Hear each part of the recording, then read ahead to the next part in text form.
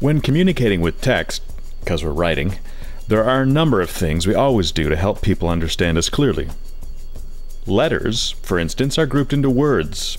Imagine a book which did not divide up into words, but was just one single 200-page word. That would be stupid. We put spaces between words, like this. We do not pronounce the letters in the next word as if they were part of the previous one. If we did, I would have said, like this way. That would be stupid. We put end punctuation like periods, exclamation points, and question marks to divide our thoughts up into sentences. Then we start the next sentence with a capital letter or a quotation mark. Imagine a book which was not divided up into sentences but was just one single 200-page sentence. That would be stupid. We put one space after end punctuation.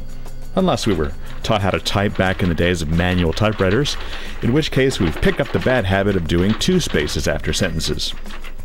We put commas and semicolons in the middle of sentences to connect fancy two-part sentences together, but we put end punctuation when it is time for a new sentence. Long sentences are confusing. Good writers usually avoid long, complex sentences if they are trying to make sure everyone understands what they're saying.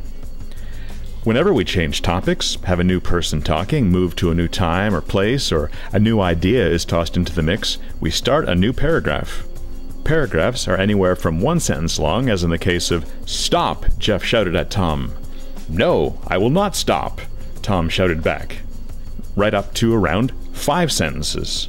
Anything larger than 5 sentences is annoying.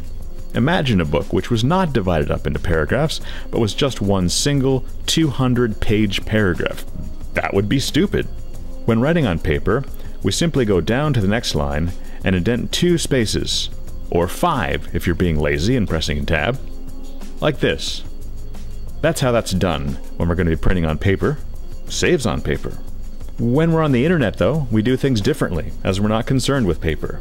We do not indent our paragraphs. To show where they start, we have to leave an entire blank line of empty space. Like this. Would waste a lot of paper to do an entire book like this. "Stop," Jeff shouted at Tom. Empty space. "No, I will not stop," Tom shouted back. Empty space. "Oh, I think you will," Jeff replied. "We're going to run out of paper." Something high school kids do fairly often is called comma splicing. To illustrate how bad it is to simply put commas when you need to put end punctuation and start a new sentence, we will examine this newsreader. Perhaps the teleprompter did not start a new paragraph or even a new sentence for him to read correctly. Good evening, I'm Ken Bastida. Dana is off tonight.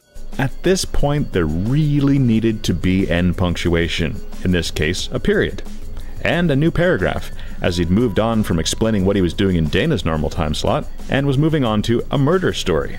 Due to an unfortunate comma splice or failure to start a new paragraph, he comes off sounding like a psychopath. Good evening, I'm Ken Bastida. Dana is off tonight. He was murdered and then set on fire while celebrating his birthday. The body of Jimmy Fresge was found by firefighters on Monroe Street and Tish Way.